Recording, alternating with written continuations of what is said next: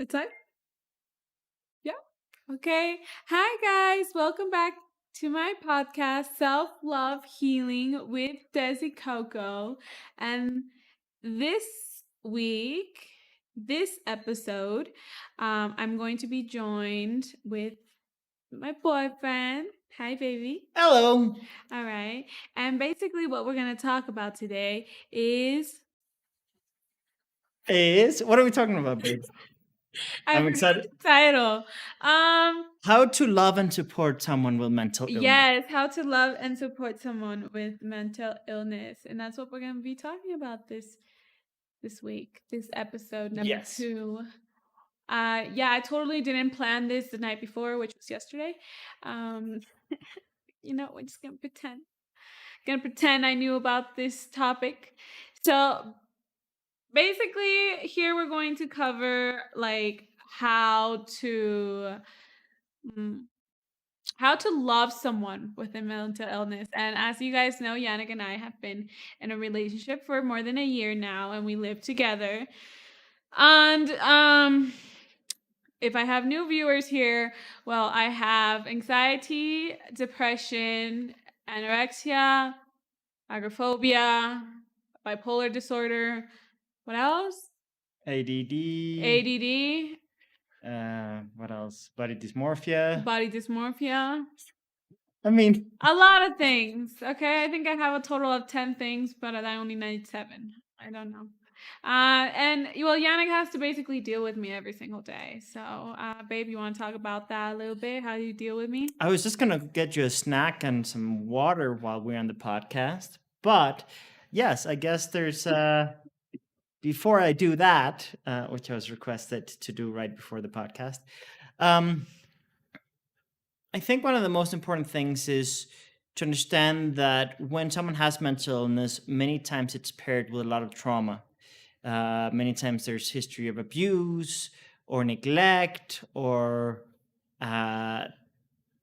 things that trigger flashbacks or things that really lead the people with mental illness to sometimes act out of care communicating with me. I went through helping my sister with a lot of the same things that you're going through right now.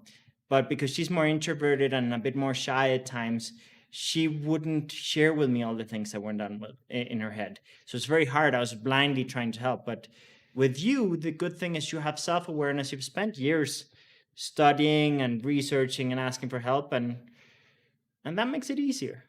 That makes it a lot easier. Yeah, definitely. And honestly, one of the things that you have to realize is it's going to take time. It's a big commitment. It's going to be hard. It is going to be hard AF to love someone with a mental disorder. It literally it messes you up so much. But no, you need to know and you need to remember that maybe for you it's difficult, but for the other person it's even more difficult because you can leave.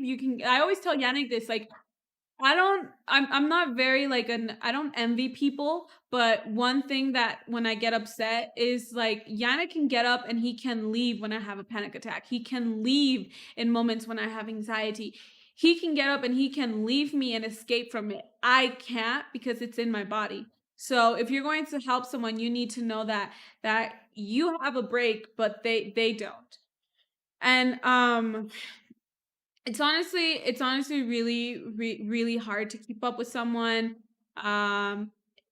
but it is possible. And whoever and this is one thing you guys also need to remember. Thank you, I got a snack.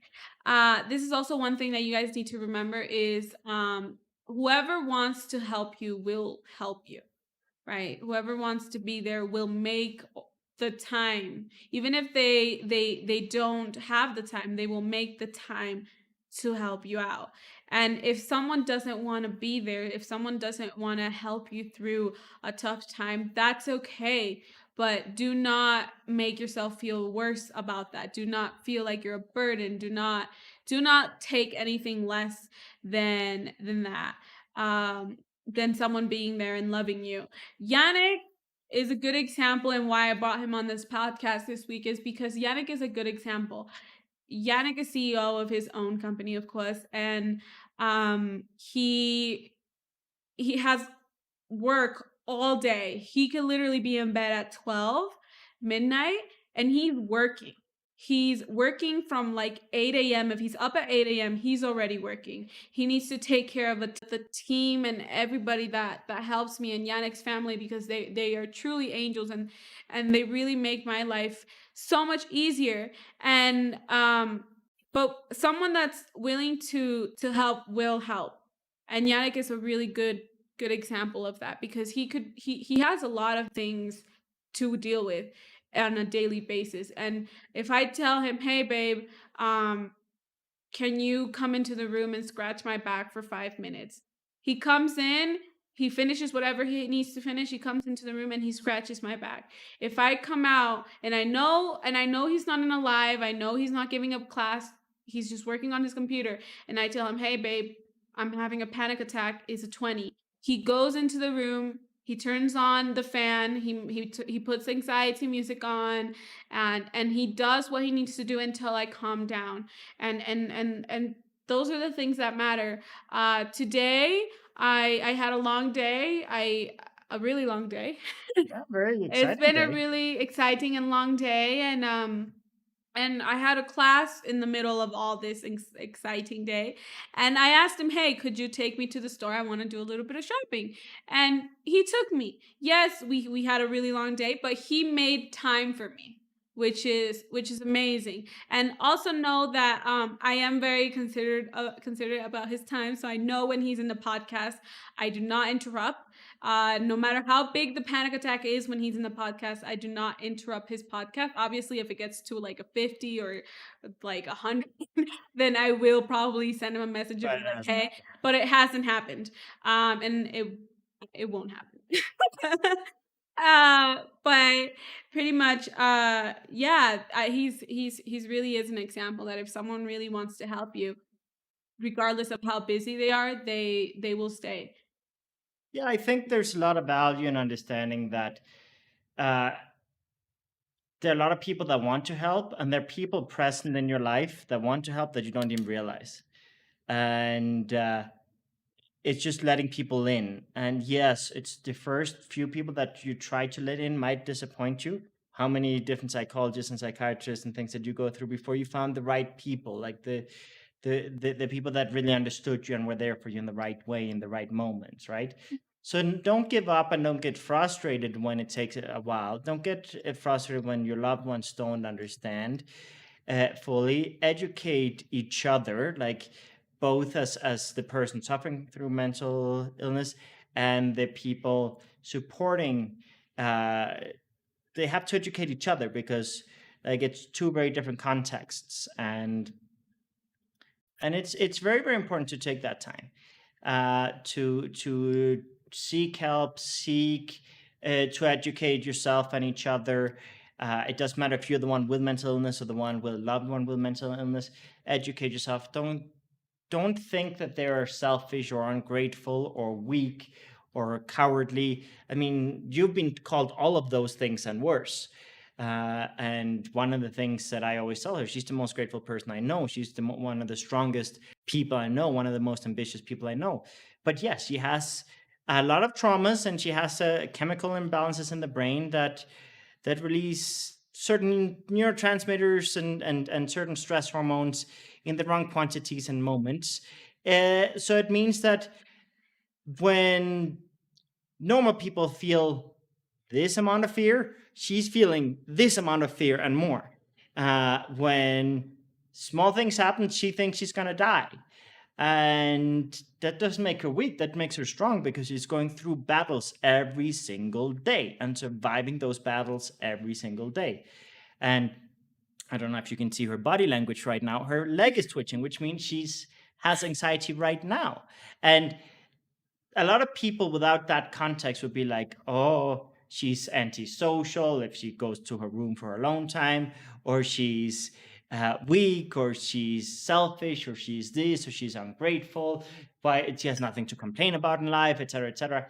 And the fact is, when you have mental illness, there's nothing in the world, no amount of material objects, no amount of flattery, no amount of progress will, in the moment of an anxiety or panic attack,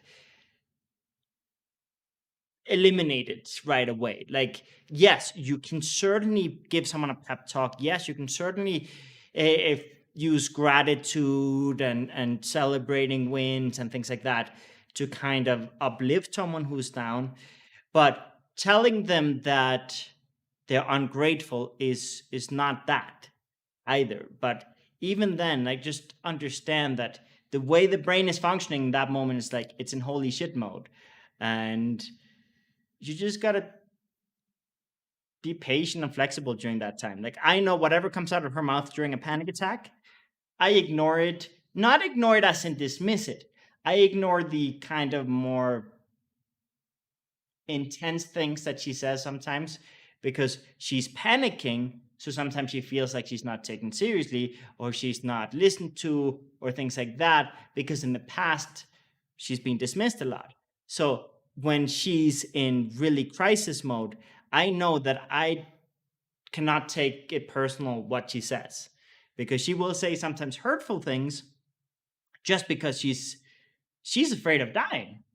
And it's like, okay. It's like, that's not normal you. That's just anxiety speaking. And sometimes with depression and with bipolar disorder and other things, sometimes there are some negative narratives that pop up. And she says things that is like, that's not her general narrative. That's not how she really feels. That's a temporary feeling based on frustration, based on feeling like a burden, based on feeling like a failure, based on whatever temporary context there is. And it's very important to have that mental filter when you're loving someone and supporting someone through anxiety, through depression, through bipolar disorder. There are going to be things that are said that aren't really meant. Yeah. And that's really hard because and you can be told 50 different things in one day in a tough day. And you need to have the mental resilience and the confidence enough to understand that a lot of what gets said in those crisis moments are not fully true or they're overstated and overextended and blown out of proportion uh, when they really don't need to be. But little by little, those moments get less intense. Yeah. And I think that's a very important thing to know. Like Des, when I met her, it was literally every day we had to leave somewhere because we couldn't be there. Every single day there was a big panic attack that just canceled all the plans. That's where agoraphobia comes up, which is the fear of going out because the fear of letting people down, the fear of having a panic attack in public, things like that. So there was a period where she didn't even dare sign up for anything or commit to anything. Yeah. And that's not good either. You don't want to treat someone like they're weak or incapable. You have to show them that they're capable. So But don't push them. it, inspire them, Yeah, like inspire them. more so than push, What because basically what Yannick does for me is yesterday when we were at the movies, right? We were watching the movie and Yannick knew instantly that something was gonna happen because the movie was good. It was a good movie. But the volume was really high. even for me, I felt it was 20% louder than what it should have been. Yeah, it was really I almost told them to turn it down, but I didn't want to come out, across as a snobbish, difficult person. But even I was like, this is too loud. And for me, I didn't say anything to him because I wanted to suck it up and be like, this is how it's normally sounds. You need to suck it up. Like Yannick never told me, hey, it's too loud. And I never told him, hey, babe, it's too loud for me. So that was my mistake.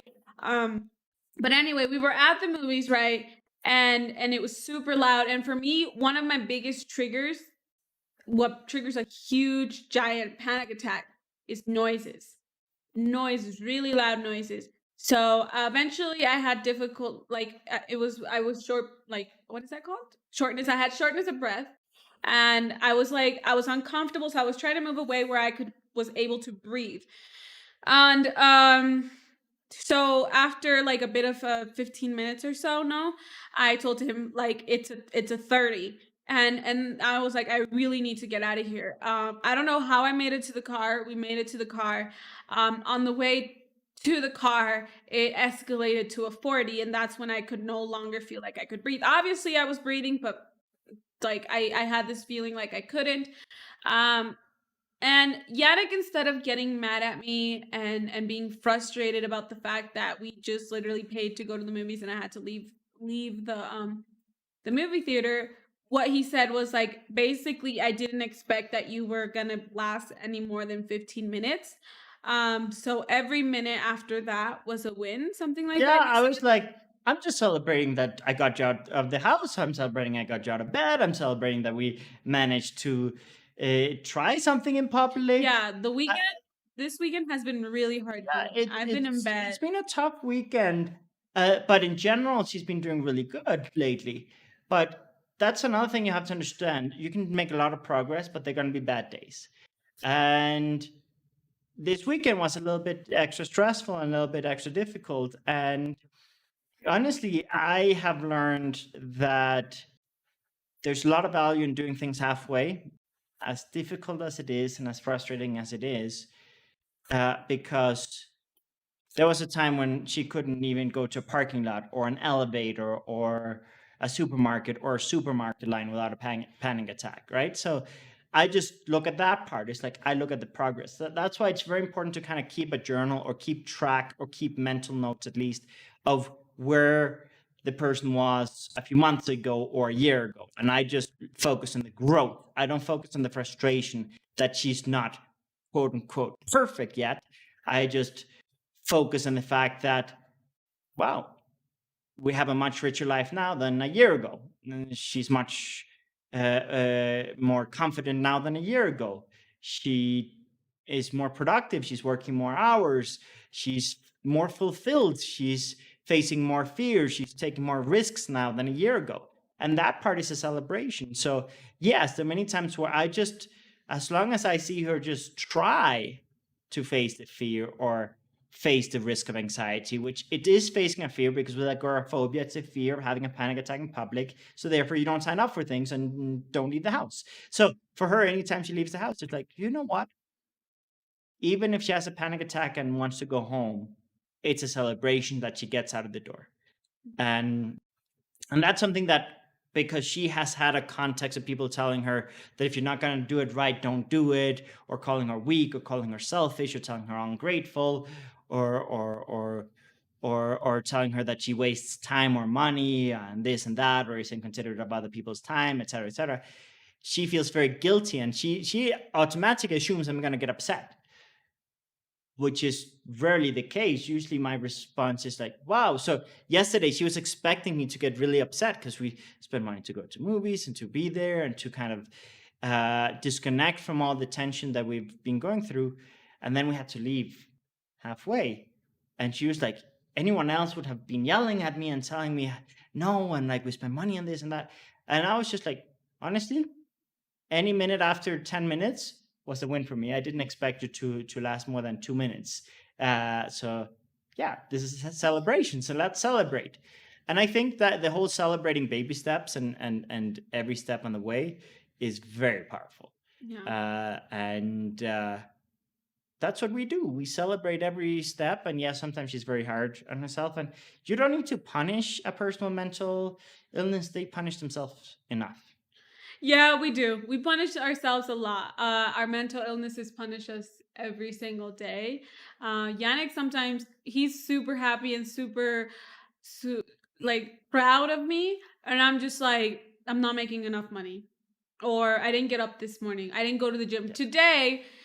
One of my main struggles I made today. The amount of money that I made today is something that I used to get paid a week or a la quincena. Your chat is not showing, but Begonia is here, and she says, I'm a little late, but finally here. Hello, thank you for being I here. don't know How why are you doing? my chat isn't For showing. some reason, Des's phone didn't show that message, but it's on mine. Oh, So, yeah. Hello. Welcome, welcome. Um, yeah, and basically, like, today was a good day. I had a bunch of classes. I was really busy. We were Yep. in and out the apartment, and what I made today, like I said, was something that I used to make every 15 days when I got paid in payday, or every week. Uh, and I made it in a single day. This is something that I should be celebrating and having fun, but all my mind can think of is you didn't go to the gym. I was supposed to go to gym from 3 to 3:40, and then from 6 to 7, and I didn't go because obviously I was too busy, anxiety hit, like all those things. But that's the thing. Our brain, for most of us that have mental illnesses, we can't see the good things that we accomplish. And as someone that's going, as a partner that's going to help someone through a mental illness, you need to know that you need to be the positive side, because they already have enough in their brain. They already have enough punishment. They already have enough voices telling them they're not good enough. So in a way, I like to describe a little bit, this is what is that sign? The yin yang sign, that's white and black. Yeah. Well, as a partner, you're going to be the white part, and the person with mental illness is going to be the black one. Like, they have a little bit of good in them. And when mental illnesses, when depression or anxiety or whatever mental illness they have hits, they're still gonna have it. It's gonna be small, but it's still gonna be in there. And you, as the white part of it, you need to be there helping them, right? You need to help them, and it's okay. It's okay if some things that they say, they're gonna get to you, because when I have a panic attack, when I have an anxiety attack, and I also have anger issues. I have anger issues. I have lots of them. It runs in the family. And I'm trying to control mine. I'm used to being really mean to people. I'm used to yelling. I'm used to throwing things. And as a teenager, the way that I got that out of my system was by beating people up. And I used to get in fights in school. Um, so obviously, now that I'm a grown up and I've met Yannick, of course, I know that that's not normal. That I thought it was normal, but it's not. And it's something I have been working on, because it's not an excuse that it runs in the family. Yes, I have it, but I never ever have hurt Yannick or will hurt Yannick, because I am very conscious that it's anger, and I try to find different ways to deal with it. Anyway, another. I can't see it. I'm not wearing my glasses. Okay, continue. Oh. I didn't want to interrupt you, but we have messages. Okay, read the messages. It's Okay, okay. so Begonia says, "Wow, that's so important to not push someone just because they're not perfect yet. I think that's the key to success, not just in mental health, but in any situation. Yes, don't force things, don't push things, don't get impatient. Anything that's worth your while is going to take time. Any challenge, or any fear, or any change that you're going through is going to take time. And with Des, I knew what I signed up with the moment I met her, because I went through a lot of this with my sister. And when I went through it with my sister, it took years and years, and it's still not quote unquote perfect, but every day gets easier. Every day gets more fulfilling. Every day gets more peaceful, more productive. And I knew with Des, based on just the traumas and the experiences he has lived, I knew this was going to be a several year battle, and with some things possibly lasting for a lifetime. And I had to be okay with that from the beginning, being like, you know what? I have to be okay with not having any specific expectations and just being open to surprises. But luckily, Des is very ambitious, just as ambitious as me, if not more at times. And True. that is very good, because it means that she gets back up when she falls. She keeps pushing when it's hard. And yes, there are going to be days where she ends up in bed. There's going to be days where she ends up throwing a big tantrum and feeling like a failure, but she gets back up again. And that process of getting back up is one of the things I admire a lot about her. And therefore, I realized She's ambitious, she's driven, she's grateful, she expresses her gratitude, she receives the support, she turns it into something. And yes, sometimes, like, there are many times when she's ready to take one step. And yes, I obviously want to get excited and take 50 steps with her in that moment. And sometimes I just got to remember it's one step at a time. Because, like, for example, when did you start your YouTube channel?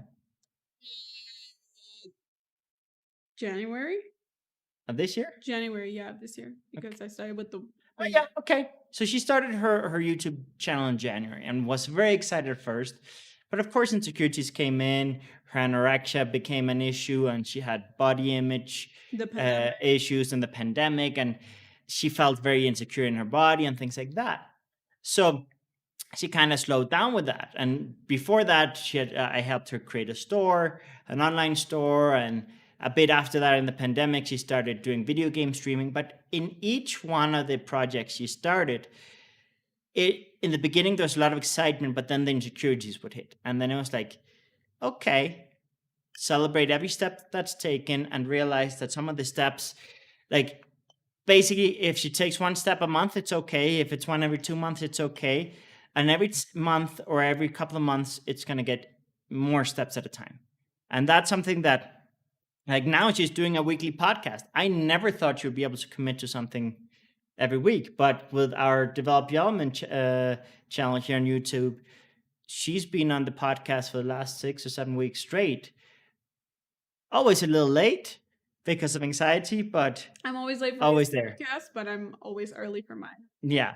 And Begonia says, I think as we've been punished for so long and in such an abusive way, we learn to be mean to ourselves. Yes. Instead of being loving and compassionate to ourselves. Yes. Yes, that is definitely something I challenge. Because a lot of the voices that I hear are a lot of people that were really hard from with me since I was a child. So a lot of the voices that I hear are just those. What would those people say in this moment? What would those people be doing to me at this moment because of this situation? And it's crazy how my mind still goes there. My mind still goes to all that abuse, and it's still there. It's crazy. And one thing that we also need to know, that I was gonna say before the messages were being read, is we need to create a team. Now, your partner is gonna help you. Of course, Yannick helps me and everything, but I have a team. I create a team of people that when Yannick is not available, or when I want to give Yannick a break, I have these people to go to. I have these people to call, and it's very important because the weight should not be completely on your partner. It should not be set completely. You should not depend on them. And I feel like such a hypocrite talking about this because Yannick literally drives me everywhere because I don't want to use Uber and I don't want to use a taxi. Yeah, it's because I love taxis. Don't get me wrong, but where I live now, I don't have a taxi guy that's like super chill like I used to have back at home, where like I could just hit him up and be like, "Hey, where you at?" and then we would like talk and stuff. And here I haven't found a taxi guy that's that nice that he could drive me everywhere. When I find him, I won't need Yannick anymore to drive me everywhere. Um, but it's very important to create a team. My team, luckily, is same team that Yannick has, which is his mom, his sister, the guys, not then David, and my sister, my mom, my family. That before they I didn't consider them my team because it was so hard for them to understand what I was going through. But baby steps, over a year it took them, but we're here. And Steve is also very, very helpful. Steve has helped me through panic attacks. Like when Yannick is too busy filming, I go up to Steve and I'm just like, oh my gosh, and Steve is there to help. And it's really incredible to create a team. And I have people back at home, a small amount of people, but I do have a couple of people back home that I know if I hit up, they will help me. And when I got really sick, even before I met Yannick, I had this group of people. Yeah, they were probably like four people out of everyone that I knew in my whole entire life. but I created a team. And that's very important because your partner is going to need a break. Your partner is going to need to regenerate because it is also difficult to deal. Like it's also very difficult for them. It's not just difficult for us, but like it's very difficult for them and we need to Yeah, understand it's that. difficult because it's confusing because you don't have the full context. Yeah. A person with mental illness sometimes will feel the same. They will sometimes not understand their thoughts and emotions, uh, but there's a bigger chance for the person going through it to have a bit more context. Oh, yeah, I was beaten as a child. I was this, I was that. I was maybe sexually abused. I was this, I was that. And this was a flashback or a trigger. For example, there are certain colors, there's certain sounds, there's certain smells that trigger panic attacks in her. And luckily, she is communicative and tells me these things. But in most relationships, those things don't get very clearly communicated. No, But no. Oh, no, finish, baby. but the first thing is first you have to be self-aware enough to know what you're going through before you can communicate it to others. And it is a step to be willing to see it because sometimes with anxiety, with depression, with a lot of these different things, people use drugs and alcohol and anger and many different coping mechanisms, different types of escapism where they escape from their reality and their problems. And don't really become fully self-aware. And I think there's a lot of value in seeking enough self-awareness to be self-aware to the degree where you can actually communicate with others. And Begonia says, you're so brave to be in a podcast. Thank you. You are. I mean, because with agoraphobia, being here is scary. Yeah, being here is scary because this is my podcast. And what if I get a panic attack? What am I gonna do? I can't get up and leave Yannick like I do sometimes with his podcast. So it is pretty scary, but it's fun because for example, with Yannick, I have to dress up a little bit more presentable and be more like You wear the same thing in my podcast as in yours. fine. She has a little trick because she suffers from anorexia, which she's in the recovery process and has been doing very very well ever since I met her. She has not had another relapse, but her voice is still in her head, telling her a lot of mean stuff. So one of the things she does is she wears oversized sweaters in videos where she's insecure about her body. So I look forward to the videos that will come up where she's dolled up and not as big sweatery, but this is part of the baby steps. And she's like, today, she was like, I want to dress slutty today, and blah, blah, blah. And like, so you get the behind the scenes context. She wanted to dress it up in something a little bit more revealing, but she was like, you know what? Today I'm gonna play it safe and take my big kind of poofy sweater. And that's okay too. You don't need to rush the journey. And you're gonna have some days where you're gonna be more comfortable and confident than others. There are days where she's like, "I love my body. Do you see? Do you see? Look at me. Look at me." And there are days where it's more like, I hate my body and I want to hide it. But now she doesn't stop producing content because of that. I And just choose my clothes. now she just has coping mechanisms, right? And it's okay to have coping mechanisms. Just don't use them as an escape from dealing with the core issues. Um, and Mare says, hello, I'm here. I got out of class early. Or did I skip? Just kidding. Welcome, welcome. And Begonia says, totally, they need a timeout too. Mare says, she has beautiful legs. You do have gorgeous legs. Oh, I do have legs. Yeah, I love. Begonia says, sometimes even harder because they don't understand it. Sometimes they want to. But the thing of mental health is you can't see it, you can't understand it unless you've gone through it. Yeah, I will say you don't have to have gone through it to learn. Like it, yes, there's a lot of truth in that. Just don't use that to reinforce that you're alone in the world. Mhm. I guess that's an important point because I think Des had a lot of that feeling that no one would ever understand what goes through in her head. And sometimes, I'm not going to say always, but sometimes I even know better what's going on in her head than she is. Yeah. Because I've decided to study and research and educate myself and understand. But yes, don't assume that to be the case with most people. The majority of cases, it will be the person will with the mental illness that has the most context and understanding, and it takes sometimes years to educate people that don't have enough context or experience.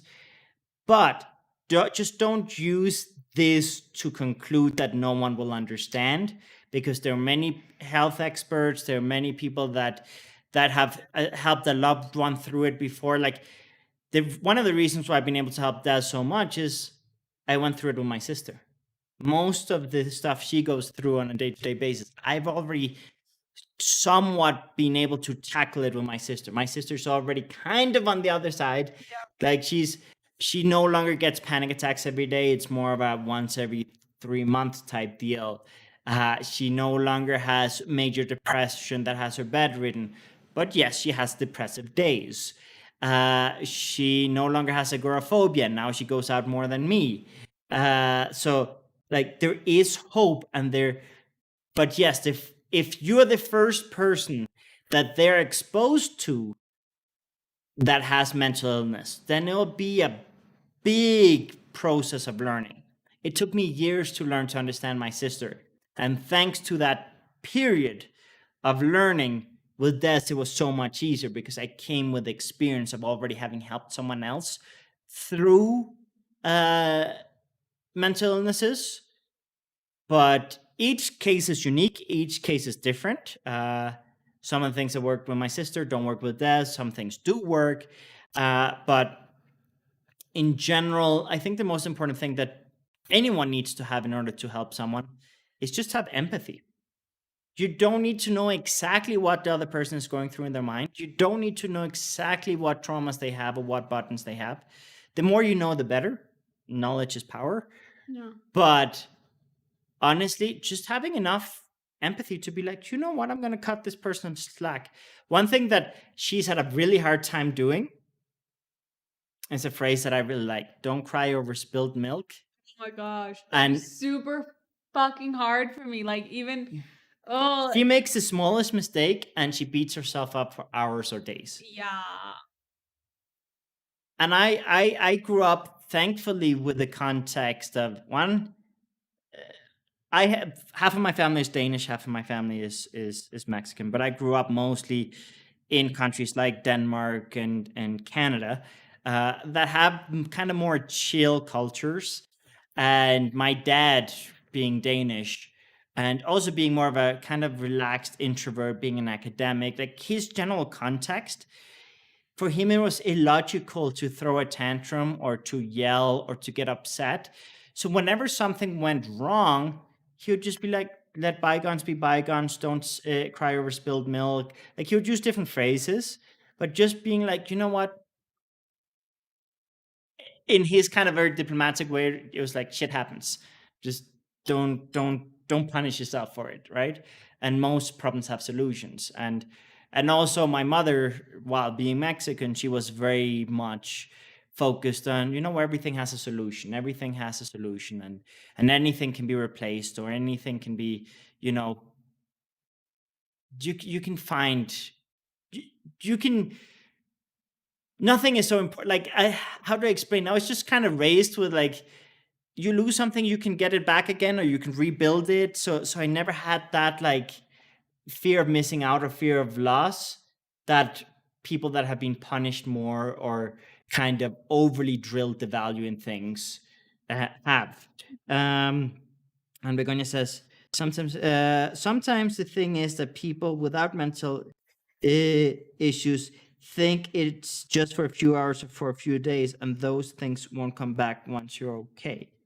Sometimes the thing is people without mental Yeah, issues. no, definitely. A lot of people with that don't have mental disorders will think that it's just a phase. I had a friend in high school. Super nice guy. Super, super nice guy. He was one of my best friends in high school, and I had a lot of friends. A lot of best friends. And when I got sexually abused in high school, I think he was the first person I told. I do not remember who I told first, but I believe he was the first person that I told. In a way, we were 15, so I'm not surprised of his reaction. He just didn't know what to do. He was my age or probably a little bit younger than me, and he was just he was just very he didn't know what to say, right? Anyway, for him, the whole time we were best friends.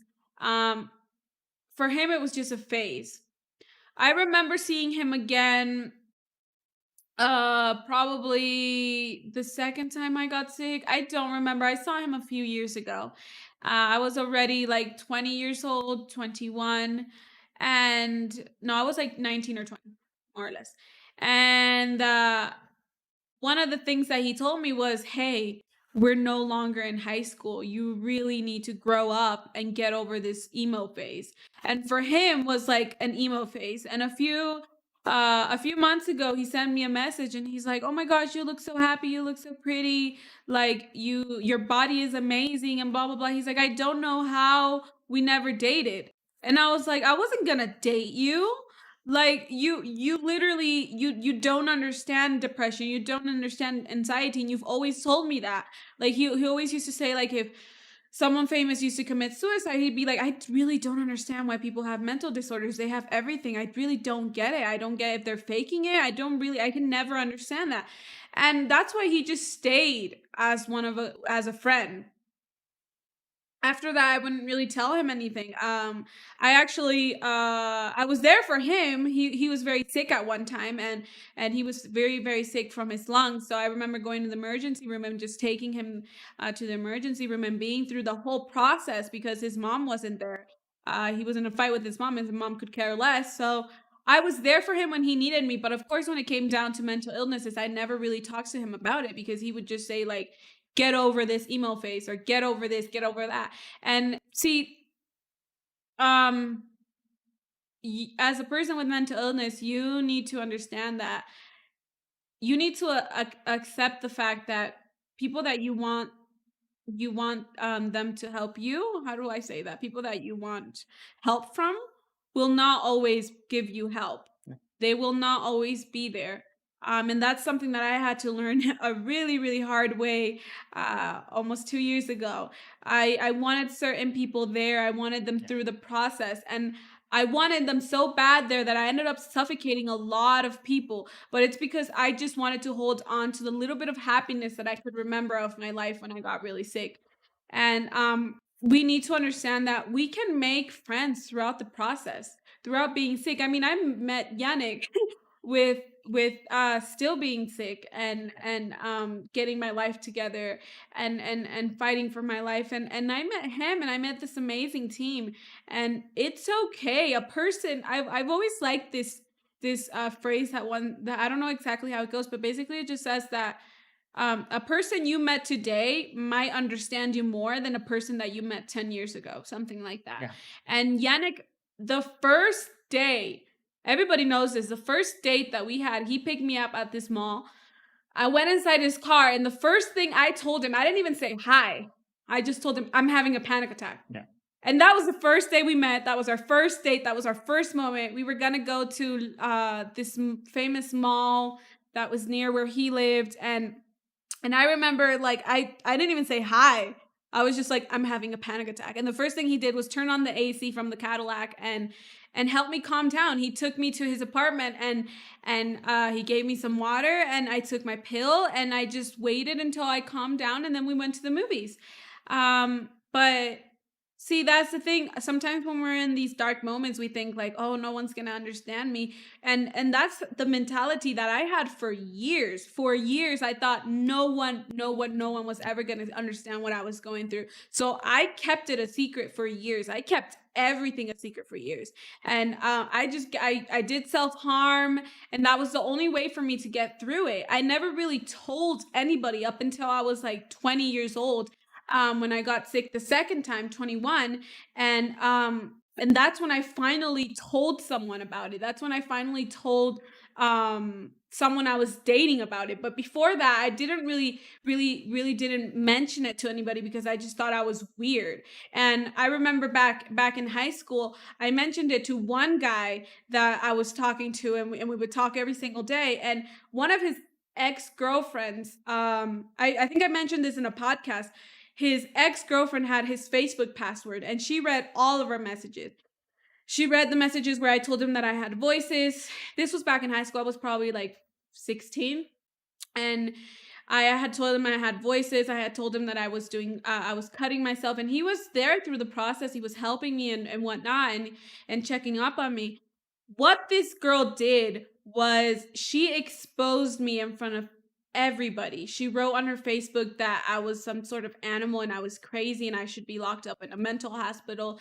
At that time, mental illness was not as beautiful as it is now. In a way, like people understand it more, and a lot of people are talking about it. At that time, like it was really rare for someone to speak up. And so she basically just embarrassed me, and I cried every single day and night. I cried for a year after that happened, and I promised myself that I would never ever tell anybody about my mental illness ever again. That meant my family, that meant my close friends, that meant everything. And for years I did self-harm. For years I had anorexia. For years I kept everything that had happened to me a secret because I never wanted anybody to embarrass me that way that girl did. And I still remember that day. Like I it was just it was a really bad year. I cried a whole entire year. And but then I realized I really need to speak because it's staying quiet almost killed me twice, literally. I ended up in hospitals, beds, and emergency rooms twice, and in a really bad state for months, and I couldn't even walk for months. And stuff like this will happen. People like this, there will be people like this. Thankfully, in the world right now, there's less and less and less, and everybody's becoming more aware. But that doesn't mean you need to shut yourself in your own world. No, the best thing that could ever happen to me was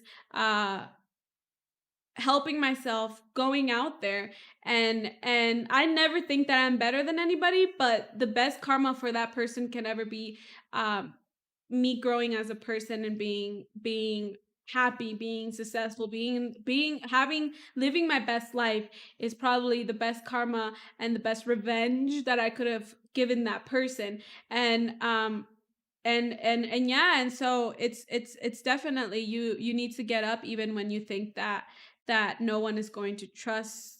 No, you can't trust anybody. You will Yeah, find and, good and a lot of people will try to hide you away. Like you had a lot of people be like, "Oh, but no one needs to know about this. The neighbors don't need to know about this. Your other relatives don't need to know about yeah. this." And it's like, keep it to yourself. And you were also told things like, "You're not crazy, so you don't need a psychologist. Psychologies, gists, and things are for crazy people, and you're not crazy." So a lot of people invalidated you and kind of told you to be guilty of whatever was going on and hide it away in different ways. And there's more comments here. Sometimes, I get what you're saying. Do you want Not to think that there's no people who will understand. I'll give you the fan here in a second. to No, open up. Yes. Well, I'll get you the fan in a second.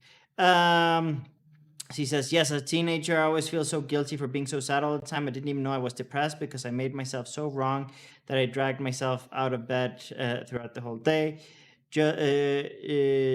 Just for not having any problems or being judged. I would tell myself that I had everything and that I was ungrateful for being sad all the time.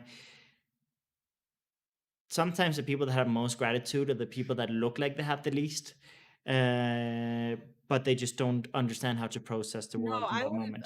this is one of the reasons why I'm a teacher.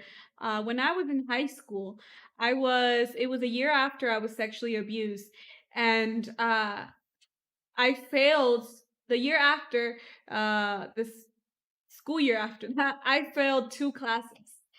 And one of them was physics. And I remember I was just having a hard time concentrating. I didn't really like school, and I remember I went up to my physics teacher and I was so like, "Can you help me? Like, I haven't been here the whole semester, but I really need to save the semester. Like, can I do some extra credit? Can I do something to at least get the minimum passing grade, which was a 6 back then? Because here in Mexico is from like 5 to 10, and 5 is you're failing, and 6 is like a D." And I just told her, "Is there something I can do? I've just had so many problems in my life." And I remember this teacher literally laughing in my face and being like, "You're 16. What problems could you possibly have?"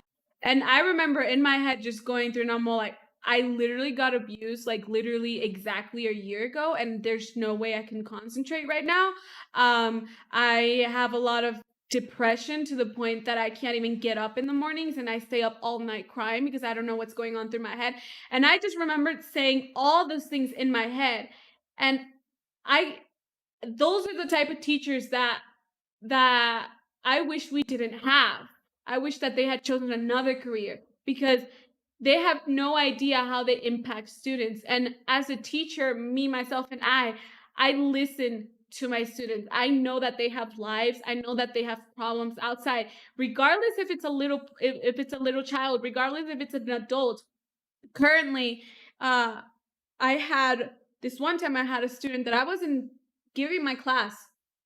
He's probably like 6 years old. I was giving my class, and he told me that his friend, out of nowhere, he told me that his friend uh, had died the night before.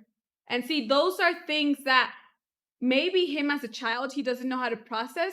But what I do is I don't give him like special treatment or anything, but though I am nice to every single student that I have because I don't know what's going on in their life. And I don't care if they're 4 years old. We never know what's going on at home. We never know what they're going through. Kids can suffer through mental illnesses. Kids can suffer more than some adults really do.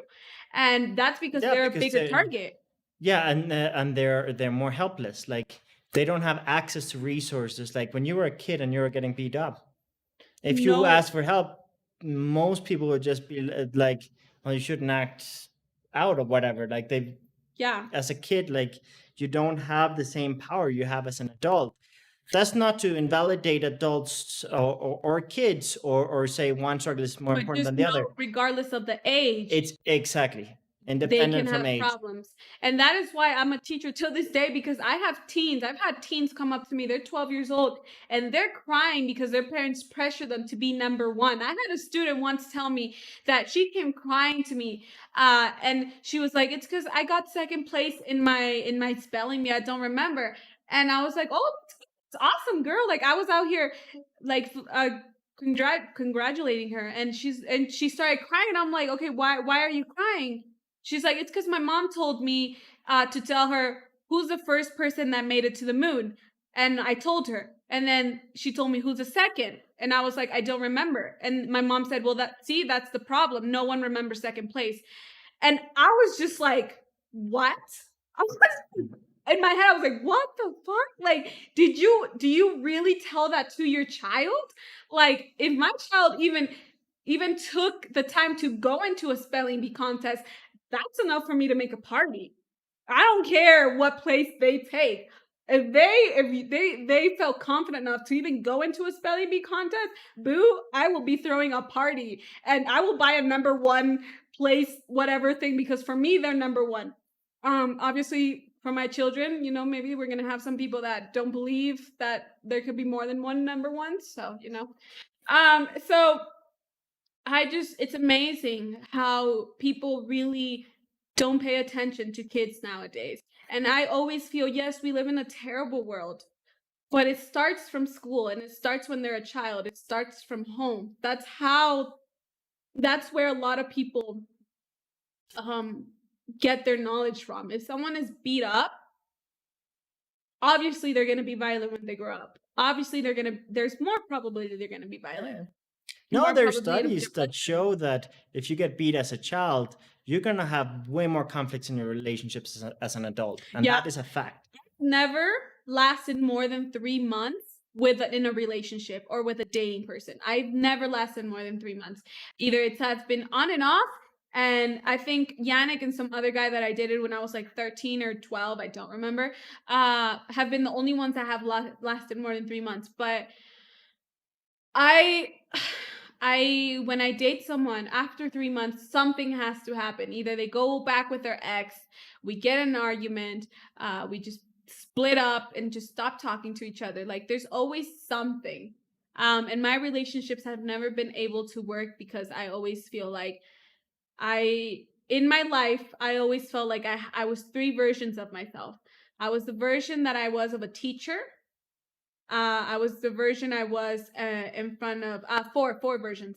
The version I was in front of being a teacher, a version that I was with my family, a version that I was with whoever I was dating at the time, and then myself when I was alone, which was basically being depressed and self harm and not feeling like anybody could understand me and no, and regardless of how many pretty things I had, regardless of how many presents I got, which I'm thankful for, they never took a depression away. And that's very important, that a person can be rich AF, and that does not mean they cannot have depression. Yeah. And I get that comment all the time. I always get people telling me, "Well, of course, you live in an apartment that looks like a penthouse. You're rich. Your boyfriend drives you around in a Cadillac Escalade. Blah blah blah blah blah." And I'm just sitting there and I'm all like, I still have panic attacks. I still have nightmares. I still have depression days. Like, I really still have suicide thoughts. I have all of this. Yes, of course, I'm I have had, I don't know if I should say this, but I've had to restrain her from jumping out of a window twice. when her voices took over. We have some comments here, so let's read. Begonia says, and seeing you is like, wow, a support network is possible. It gives me hope. Ruth says, I think you're very brave to talk about this. I wish that 16 years ago, when I had postpartum depression and then depression for 2 years, someone would have talked to me about what is happening to me.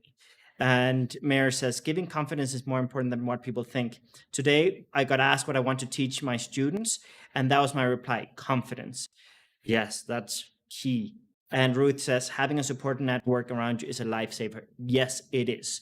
One of the things that sadly happens a lot is we become reactive and we take everything personally and we get offended so easily that we snap at people without understanding their context and what they're going through and why they did what they did. If someone is acting out, they're either wanting attention or wanting to numb themselves or using it as a coping mechanism. If I see or hear her say or do something that's cruel, mean, or out of character, I don't get upset. I legit worry and I go, what's going on in her context? And and my response often is, who put those ideas into your head, or which voice is active right now? Because she has so much self-awareness that she even has named the different voices and different thought processes. But it's really important to understand that you can, like, how do I word this? I'm just going through a kind of a long process of picturing the whole, like, ever since I met Des. Whenever she has acted out or said or done something out of character, it's been because she's been afraid. She's felt small. She's felt miserable. And if I come and get upset with her or get offended or hurt by what she says and make a conflict out of it, that just further increases the power of her negative thoughts. That just further makes her feel like a failure.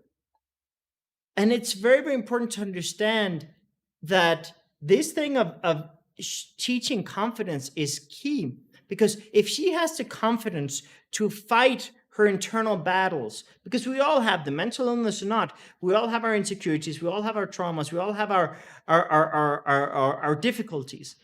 But when you have the confidence enough to fight those negative thought patterns or processes, when you have the power to fight those voices that are telling you to hurt yourself, to numb yourself, to abandon a healthy relationship before it turns unhealthy, whenever you have, like, the power to override these fear responses that are from past traumas that are not really needed right now, when you have the power to do that, you can get through any adversity.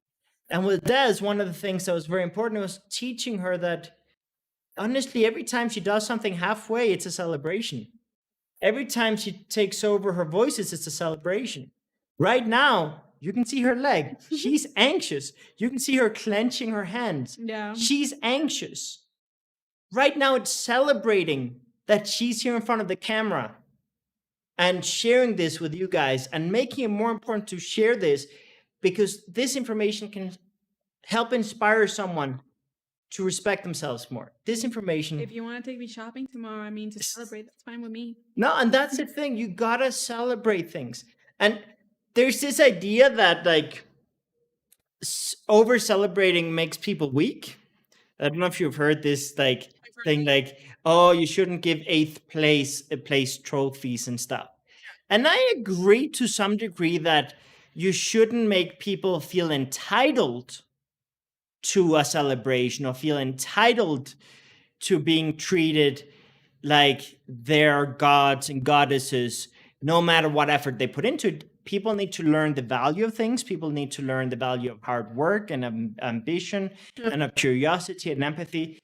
But you shouldn't diminish people's achievements, because there are real, tangible, measurable achievements that, yes, they might not be first place, but it's progress. And that's why it's so important to just keep track of where you are, keep a journal. Des keeps a wonderful journal that every now and then she forgets about it. And when she forgets about it, it just means she's doing quite well in most cases. But she keeps a journal where she competes with herself a few months ago or a few years ago. Yeah. And every day she goes, this is a green day, no anxiety, a yellow day, a little bit of anxiety, red day, a lot of anxiety, and brown, holy shit, right? That's your color? Yeah. Okay. So when she has a bad day, she can go back and be like, you know what? I might only have done this halfway or might have failed at it. But this time last month, I didn't even get out of bed and I had 20 panic attacks. So I'm winning. Yeah. So like, just compete with yourself. Don't get entitled. Don't devalue things. Yes, learn the value of hard work and ambition and all these things. But you can teach confidence without making someone entitled. And a lot of people think that you can't. A lot of people think that if you spoil someone, they'll become entitled. No. That's not true. I was spoiled my whole life. Yeah, you were spoiled, and you were also treated like shit at times. I mean, You've had both sides, but I was spoiled with material things. Like I literally didn't have to work for a single thing until I turned 18. If I wanted an iPhone, I got an iPhone. If I wanted a fucking Ponyland that costs, I don't know, like $50, that's what I got for Christmas. If I wanted, whatever I wanted was handed to me, like, what is that called? In a silver plate? Silver platter. In a silver platter. Literally everything that I wanted, I always had. I had new clothes. I had a new bathing suit every summer. I had pretty much anything that I asked for. Of course, when things hit hard a little bit, when I moved from the US to Mexico, I lost a lot of privileges. It was a little bit, I no longer had new clothes. I had to wear a uniform. I'm not gonna say it was an ugly uniform because the pattern of my uniform, I used to hate it, but now it's actually really trendy right now. And it's crazy how I wore that thing a few years ago and I thought, oh my goodness, that's ugly.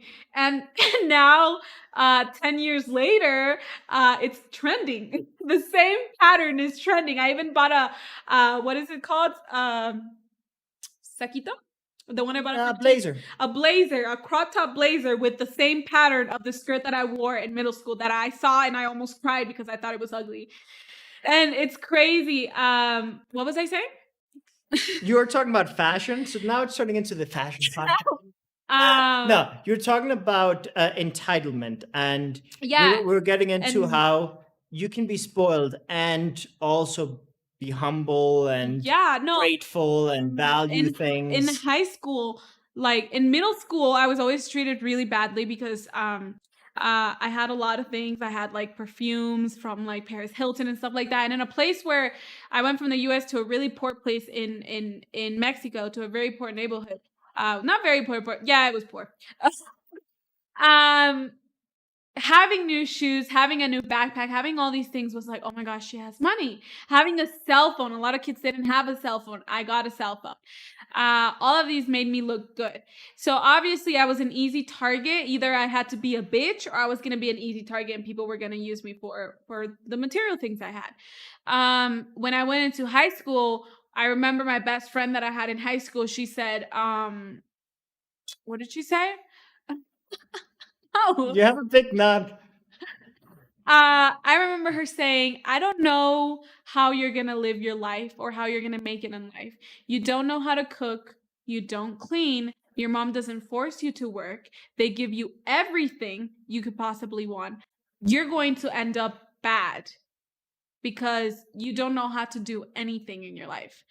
And I remember her telling me that, and my from there on, I would just think about, oh my goodness, I don't know, I don't clean, I don't like cleaning unless I'm inspired. I don't cook. She does. She devalues herself a lot. Here's a little thing about Des. She's very good at saying she doesn't do things, but she does more than most.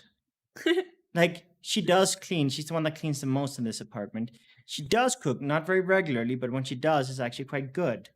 Mayor can say that my pastas are very good. Like, Mayor can say that. but the reality is, like, I didn't want to interrupt, but I interrupted because I don't want her to kind of put herself down too much. But yes, the point is, a lot of people told her that she didn't have the skill sets to basically have a healthy, fulfilling life. Yeah, or whatever, I don't know. basically be good at anything, because I wasn't good at school. I wasn't good at anything. My parents gave me anything. They literally threw a party at me at 18, 17, one of the most expensive places in the city that I was living in.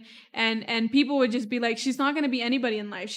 There's this word in Espanol that is inútil, which is I don't understand. I can't remember. Useless in English. And now I look at myself and I'm all like, all those things did the complete opposite. They made me humble, because when I lost all those things, I realized how to value things. I realized like when I lost everything when I came to Mexico, it was just like eye-opening for me. And also it helped me, like, I don't want anything less than this. I want to have this life. And I'm like, I'm going to have to work my ass off every day to have this life, just like I did today. Today I was literally in and out giving classes. I finished back-to-back classes. I literally would only lay in bed like 10 minutes, meditate, and then up to the next class. And that was my day. And I made more money than I've ever made in a single day I made today, which is incredible. I've never made the amount of money that I made today in all my classes put together. And that's the thing. When my parents gave me everything, I told myself, I don't want anything less than this. That's why I didn't get pregnant when I was 15, just like a lot of people said that I was going to get pregnant at 15. I didn't settle down for just anybody, and I kept dating a lot of people because I knew that sooner or later I was going to find someone that I wanted, and that was as ambitious as I am. And I didn't just stay with the first boyfriend I had. And see, a lot of people don't see the good things that can come from spoiling someone. Obviously keep their feet on earth and don't let them, like, fly away and stuff. But my parents, they always made sure I had everything. I had new school supplies, I had the best backpack, I had new shoes, everything. But they also taught me, don't settle for anything less than that, and work. Yeah, no.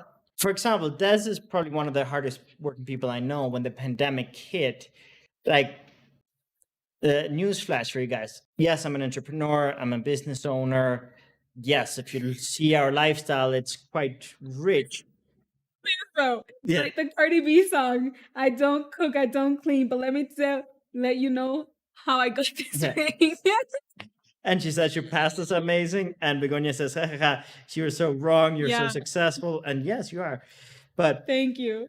what I do want to emphasize here is, like, a lot of people have judged her for being with me because I quote unquote have money, and that I spoil her and give her everything. Yes. I'm going to be very honest with you. He That does. No, he I can doesn't. spoil her when I He doesn't can. spoil me I'm when he very can. generous when I have to be generous. But when this pandemic hit, uh, it was a very humbling experience for me. My business literally, there were a few months where I had humongous expenses and I didn't have income because I literally had to cancel all the plans because our bread and butter was in-person events, Traveling. traveling, like doing things like that we couldn't do anymore after the pandemic. And yes, our expenses are very, very high. And there were times where she would put food on the table and she would take on extra jobs to help during this humbling experience while I kind of refound my footing. And like I'm still refinding my footing, and a lot of the people here in the podcast are part of our support network and have been either taking classes or with us or hosting us or both basically. And things are getting better, but during that adversity, during that shock, with her mental illnesses, with her depression, with her anxiety, with all these different things, she would not stop and she would keep looking for jobs, and she would get a job and she would keep looking and she would keep looking. She just posted a couple of nights ago a new private group. She's working at for how many different like she's working for a school and for many different private students and families, I'm working and for 2 schools now.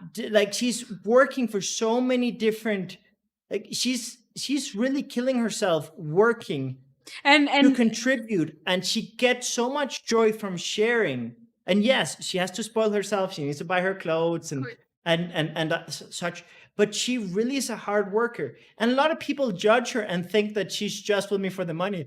And if they only knew what a year we've had, like, yes, she is definitely living a much more rich life than before she met me, but she also is contributing a lot and fighting to maintain this life.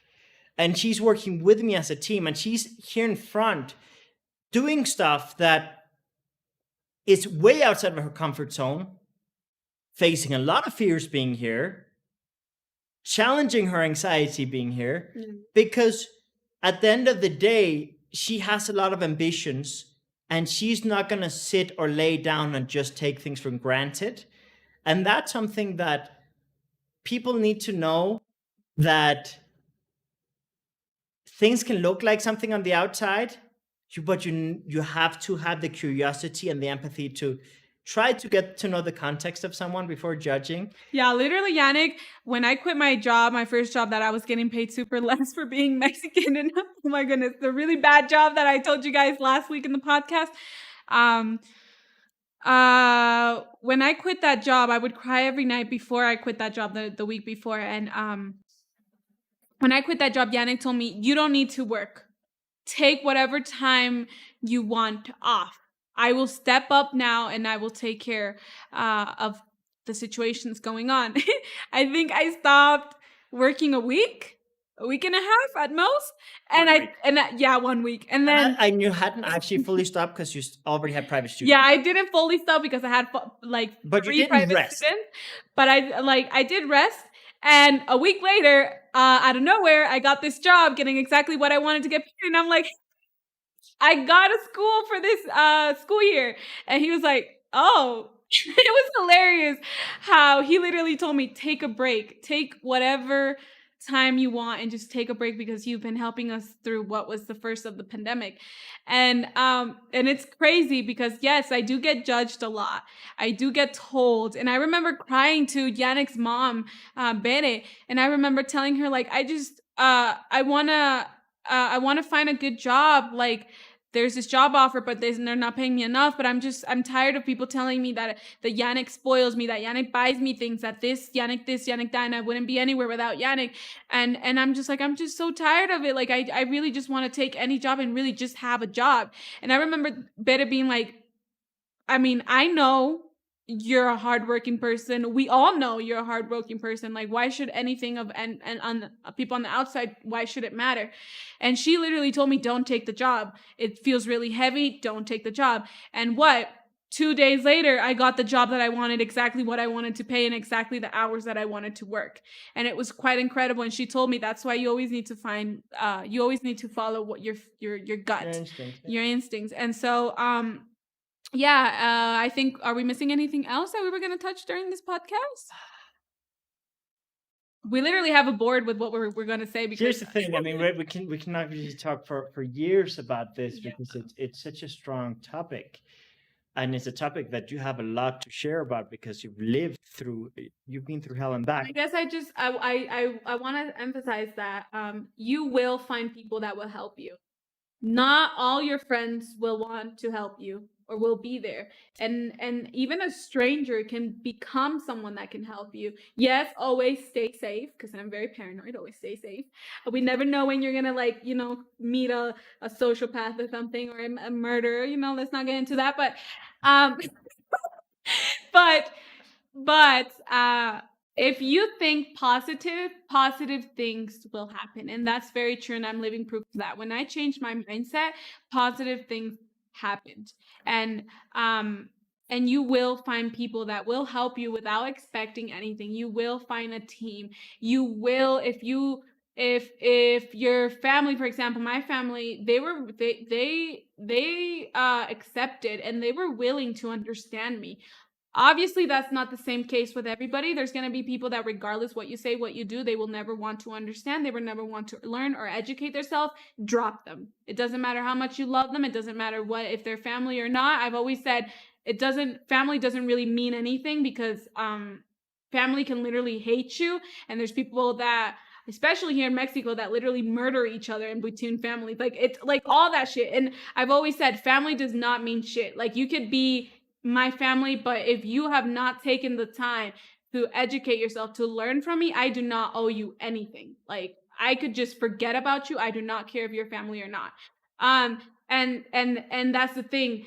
Family are not going to be the only people that are going to help you. Friends are not going to be the only people that can help you. You can literally meet a stranger tomorrow at the store, and that stranger will understand you more than anybody in your whole life. One of the reasons why you got in your uh, kind of recovery journey was you met someone in a taxi or shared taxi, like ride sharing, or this one girl that saw you in public have a panic attack and she told you Oh about yeah. Oh anxiety my goodness. and gave I you the think tip one about of the most exercise. beautiful souls. I used to sell online. And this girl, she was gonna buy something from me. And I was basically having a panic attack when she went to pick up her things that I was gonna sell her. And she's like, "Are you okay?" And I was like, suffer from anxiety, so I'm having a panic attack. But I'm like, here are your things. Don't worry about it. You're the last person I was waiting for, so I'm willing to go home. This girl, I was going to deposit some things in one of the convenience stores. She took me to the store. She literally, she was there by my side. We waited in line. She was there, and then she was like, "Hey, where are you going? Where do you live?" And it turned out that we were going to take the same taxi. This girl went on the same taxi as me and literally made sure I got home. I had just met her that day. She was someone that I was selling to. And till this day, she comments on my posts. She's on my Instagram. I hope she's watching this right now. And she is one of the most strongest people I know. And this girl went, she had a lot of illnesses. I don't want to say anything because I don't know how much she wants me to share. But basically, I believe she had cancer. I'm not sure. So she has a lot of anxiety and depression after that procedure. And she never made me feel anything less. Obviously, I did not go through the same things she did, but she understood me. She understood I had trauma. She understood I had suffered abuse and everything. And she never made me feel less for that and her story. Like, she's always there supporting me. She's commenting on my posts. She's always like, "Oh my gosh, you look so happy," this and this and that. And after that, we became friends. And she told me, "Go to the gym." And I remember I went to the gym and I told her, "Oh my gosh, I feel so much better. It's been a month and thank you so much." And we talk every once in a while. She checks up on me. I check up on her. It's amazing how I literally just met her because I was selling something. And she took the time to ask me, "Why are you shaking so much? Are you okay?" And it was probably one of the most nicest thing anybody has ever done. She took the same taxi as me just to make sure I had made it home. And she told me, "When you get home, send me a message that you are home." She was a complete stranger. I don't till this day I don't even know her real name, because she like has this like nickname in all her social media. But she had just met me, and it was quite amazing. And this is what I say, someone from 10 years won't understand you, and some stranger that you meet tomorrow at a random place might understand you more than anyone has ever done in your whole entire life. And you got to be really be open to that. I'm going to sound like a total hippie, but to that positive and beautiful energy that it can bring. Yannick's just laughing because he doesn't believe in that.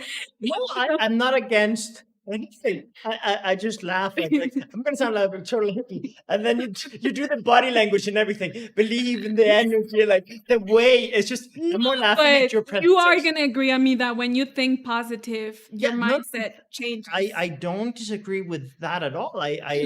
I think it's one of the things I teach. It's one of the things I Yeah. live is believing in possibilities and looking for solutions and being open to being surprised.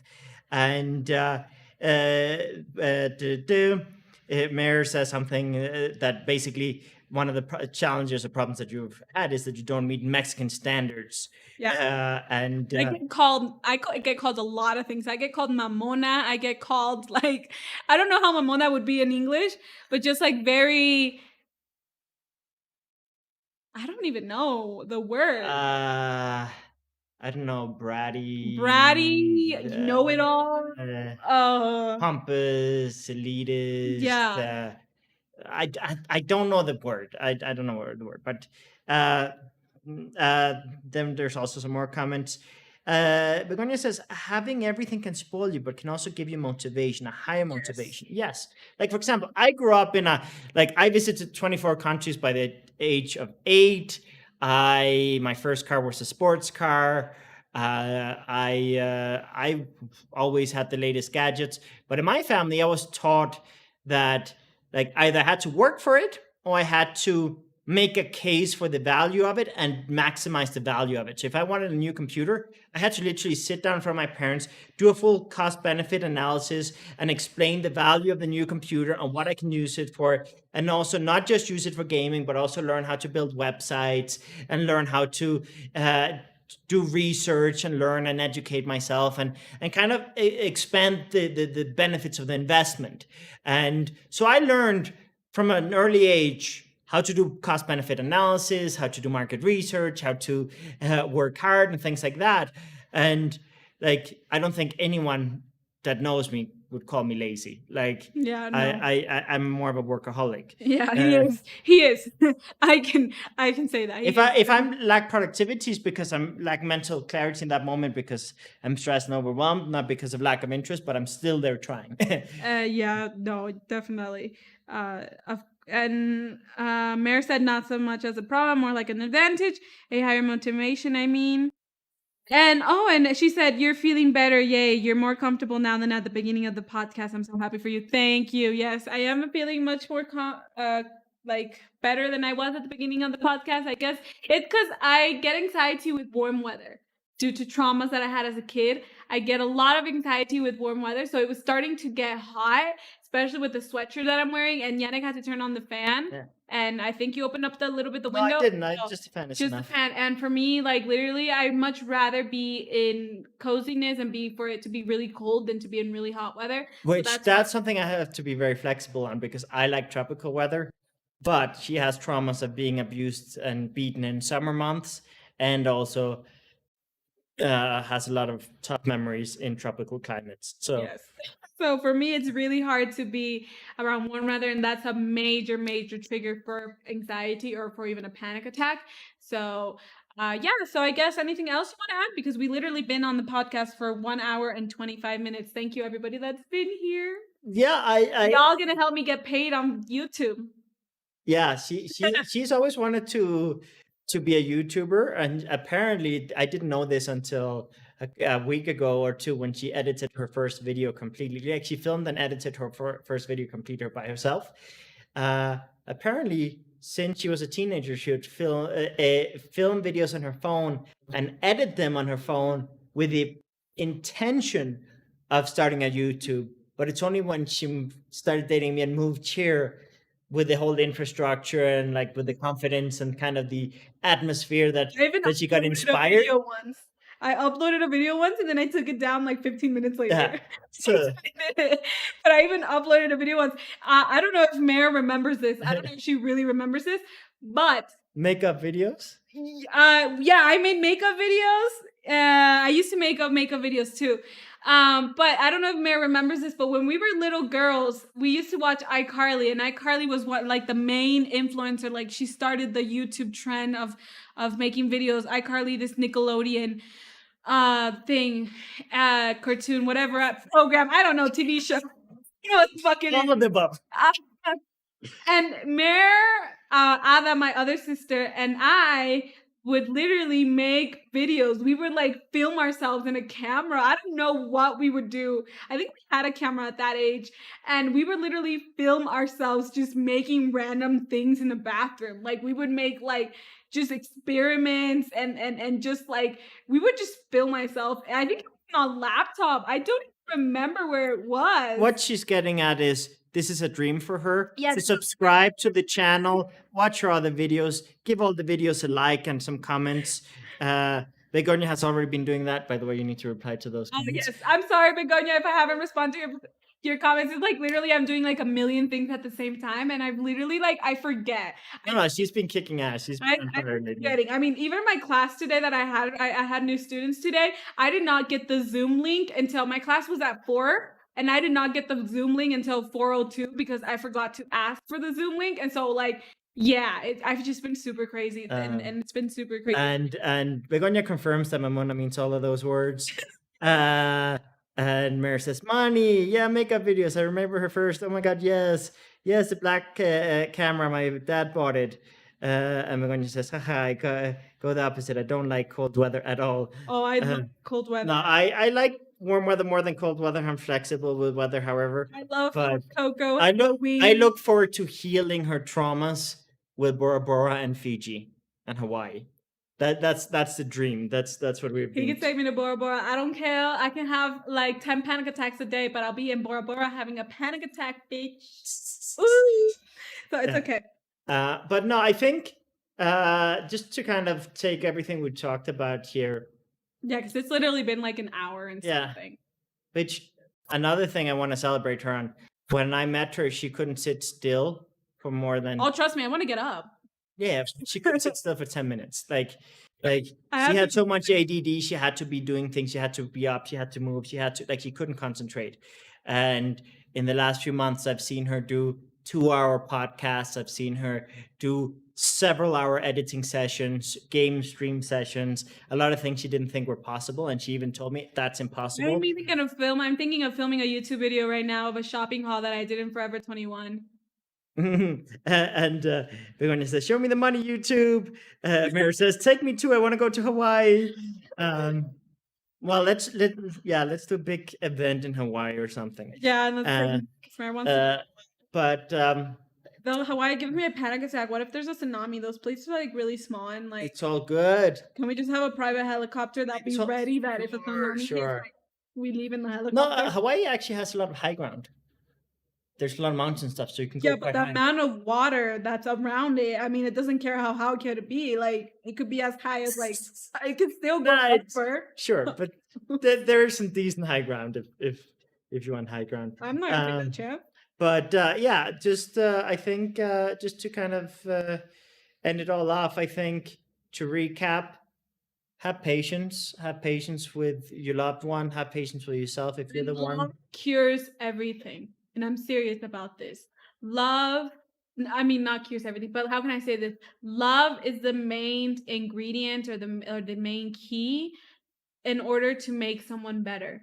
Love is everywhere. And I just don't mean love in a partner. I mean love in friendship, love in family. Love literally makes things better. Love and making them laugh and taking baby steps. Like all of this, I'm gonna sound like a hippie again, but all of this positive energy around someone can really heal even the most deepest cuts. And my family can also say this, that that once they started understanding and having patience and looking at this instead of me being a burden or someone ungrateful, and when they started looking at me as someone that I was actually trying to get out of this and fighting, and really took the time to understand what was going on, I started to get better. I started to feel better. Yes, I still have panic attacks. Yes, I still tell Yannick I'd rather die than feel this way, especially yesterday. That's what I told him. Um, but I'm still here because I want to be here, because I love the life that I have. I love the person that I am. This might sound conceited. I love my face. I really love my lips. My lips are really beautiful. Um, but but I really want this life, and I really want to make things work for myself, and I really want to be rich someday. I really want the penthouse across the street, and I'm not leaving this earth until I get that penthouse across the street. I'm just saying. Um, so um just know that love really makes a difference. And if you're out there trying to help someone through a mental illness, just know that love is really all it takes. And even if you have no idea what you're doing, that's okay. Just being there for that person, that's more than enough. Just being there, listening to them. Just obviously, yes, you need to have a balance, your personal life, them, and you need to regenerate them, and then in order to help them. But really, also, if you can, make a team, create a team for that person that you're trying to help. Create a team where you guys can take turns, and while the other one is with that person, the other one's regenerate, and then it's another turn. And it's really all about creating a team, having a support network where you can help each other. That's amazing. Creating a team with five people that really trust that person really trusts, and you can heal things with love. And love is like the main ingredient. Love, patience, and sympathy is really one of the main things you can use. And yeah, so anything else, baby, you want to Yeah, I just want to say, uh, these things take time, and sometimes you're gonna have bad days. Sometimes you're gonna have very difficult days. Sometimes you're gonna get hurt. Sometimes you're gonna be drained and insecure and say the wrong things, and you're gonna make mistakes in this process. Everyone's gonna make mistakes. He's made mistakes. I've made mistakes in this journey. And the important thing is to have enough empathy, and cut yourself some slack, and celebrate the small wins, because it's really an accumulation of many small wins that add up to big change. It's rarely big change in one go. There are going to be days where it's like, yeah, did you just see that? And sometimes that's, you're like, did you see that? Did you see that? Did you see what I just did? And it's a huge celebration. And for example, this podcast, it's a huge celebration. But many times it's small little things that just keep adding up and keep adding up. And like, it's hard to see them in the moment. There are many days where she thinks that she's a burden, that she doesn't do enough, that she's this, she's that. But really, when she feels like that, I just remind her, where were you 2 years ago? Where were you a year and a half ago? Uh, like, just look at all that growth. And yes, you might not be where you want to be yet, but you a year ago and a year and a half ago would not believe would not believe yourself, like would not believe that this was even possible in this time frame. So celebrate that, cut yourself some slack. Things take time. Enjoy the journey as much as you can. They're gonna be hard days, they're gonna be difficult days, they're gonna be difficult moments, they're gonna be I mean, it's gonna be intense sometimes. Like, it's a roller coaster. it's a roller coaster sometimes. Like, I could be good for a whole entire week, and I can have a massive huge panic attack, and then I can be like really low for a day or two. And that's okay. That's part of healing, because I can have 10 good days, one bad day, and then I'll have 20 more good days, and then I'll have another bad day, and then I'll have 30 good days, and then I'll have 2 or 3 bad days, but then I'll have 40 good days after that. yeah. And that's okay. You're going to get up, you're going to fall. And also, one thing that I do want to hit before we go, make sure the person with a mental illness really wants to stop playing victim and really wants help. That is very important. Yes. Because if a person does not want to get better, that person will suck the life out of you. So really make sure that that person wants to get out of the hole that they dug themselves in, or someone else threw them in there. Make sure that they're willing to go to therapy. They're willing to really have some sort of therapy. They're really willing to try new things. For example, I got on meds. They're willing to speak up. and they're willing, even if it could be just getting up and showering, that is a sign that they want to they want to get up and do something. That's never been a problem for me because I always need to shower. I'm like a freak. I always need to really be clean and showery. But I know for a lot of people, showering is a big deal, and there's people in my anxiety group that don't shower for a week or two, and I'm like, but it is a really big deal. And so even just showering, eating something, even if it's just half of what the plate, just eating something, and baby steps like that. Maybe yes, it won't be going out or putting themselves out there, or getting better instantly. It will take months or maybe even years, but you know, if someone go has suicidal thoughts, the fact that they're still here, even just that they're still here, maybe they're laying in bed, they don't get up, but just the fact that they're still here, that is a sign that they are fighting. Even if they don't do anything else, but just fight, that is a sign. And so really make sure that the person does want to get better. Like I said, I already gave a lot of obvious ways that you can tell if a person really wants to get better. Um, and if they speak about things, very strong things, listen. Even if you don't know what to say, just listen. And everybody heals at their own pace. Everybody communicates in different ways, and this is where sympathy and patience comes in. Yes, don't let someone take advantage of the fact that they have a mental illness to manipulate you. Don't let that happen. um, and get them on meds if they want to get on meds, but make sure that every single day, this is a key, this is how you're going to know someone wants to get better. Every single day, they will do something to get better, regardless of how small it is. One day, Monday, it could be taking a shower. Tuesday, it could be maybe they talk on the phone for 5 minutes and then they hang up.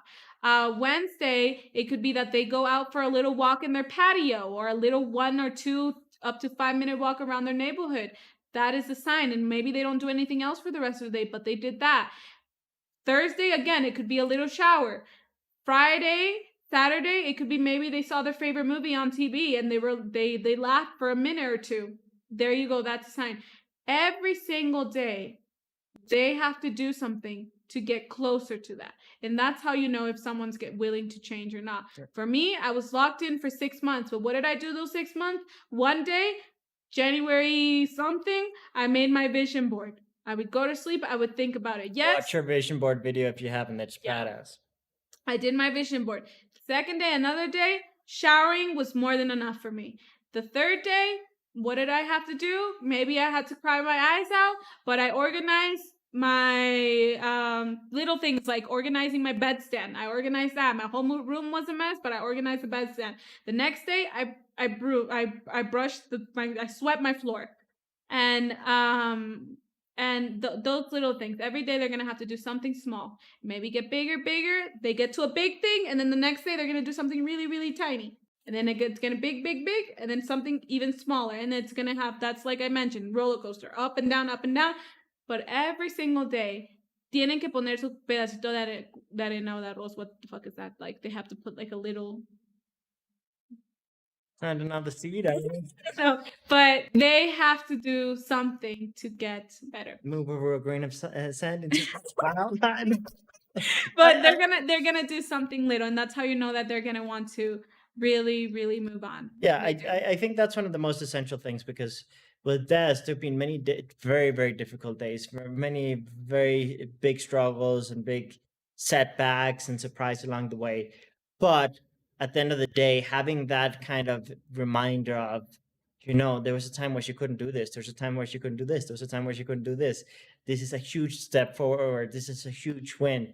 And maybe it's a little less than maybe last week, but it's still way more than a year ago. And there are going to be periods where it feels like everything is going backwards. There are going to be periods where it feels like everything is collapsing, or there's not much progress, especially with more introverted people. I'm not going to demonstrate as many signs of progress, but many times they're preparing mentally, like sometimes just digesting good content, listening to a podcast, watching YouTube videos, and just kind of starting to dream again and of possibilities for the future. She's very ambitious, and there's a lot of YouTubers she watches that are very kind of conceited and very like extra and extravagant. And a lot of people would look at that and it's like, oh, she's just watching reality TV or wasting her time or whatever. But she's looking at like, I can have that one day. I can.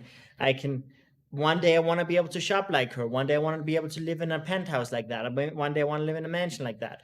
And just having ambition and goes a long way. But it takes time, so just have patience.